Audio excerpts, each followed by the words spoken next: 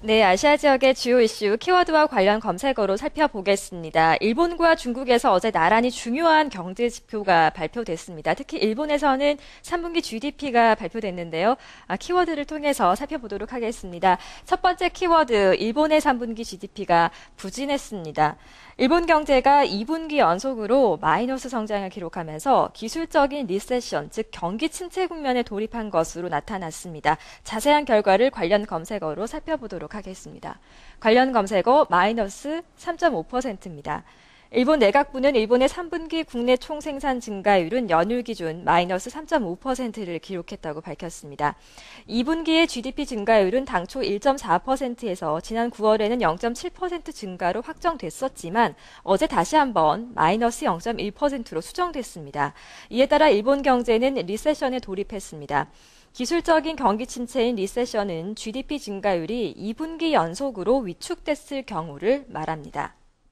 관련 검색어를 통해서 어떠한 이유가 있었을지 한번 체크해 보겠습니다. 센카쿠 열도가 관련 검색어로 올라와 있습니다.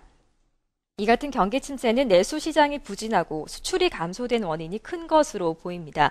특히 일본은 센카쿠 열도, 중국명으로는 갸오이다오를 둘러싸고 중국과의 영토 분쟁으로 수출량이 감소했습니다.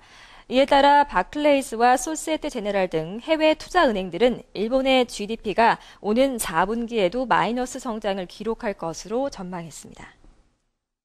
중국의 경제는 최근 좀 양호한 것으로 나타나고 있는데 어제 발표된 11월의 무역 수지가 다소 부진했습니다. 두 번째 키워드로 살펴보도록 하겠습니다. 중국 11월 무역 수지 저조입니다. 최대 무역 교역 지역인 유럽연합에 대한 수출이 크게 줄어든 것으로 나타나면서 중국의 11월 수출과 수입이 지난 8월 이후에 가장 저조하게 나타났습니다. 자세한 결과 관련 검색어로 살펴보도록 하겠습니다. 관련 검색어 수출은 2.9%, 수출은 0%로 제자리 걸음을 했습니다. 중국의 해관총서가 내놓은 11월 무역 수지를 보면 수출은 지난해 같은 기간보다 2.9%가 증가했습니다. 수입은 제자리 걸음을 한 것으로 나타났는데요. 이로 인해 11월 중국의 무역 수지 흑자는 196억 3천만 달러로 지난 10월과 또 시장의 전망치를 모두 밑도는 다소 부진한 결과를 내놨습니다. 관련 검색어로 이유를 한번 살펴보도록 하겠습니다. 다음 관련 검색어 유럽연합 그리고 미국입니다. 11월 중국의 수출이 부진했던 것은 최대 수출 시장인 유럽연합과 미국, 일본 등 주요 시장으로의 수출이 줄어들었기 때문입니다. 지난달 EU의 수출은 254억 2천만 달러에 그쳐 지난해 같은 기간보다 무려 18%가 줄었습니다. 미국으로의 수출은 2.6%, 일본으로의 수출 역시 3.8%가 감소했습니다. 아시아발 주요 이슈 키워드와 관련 검색어로 살펴봤습니다.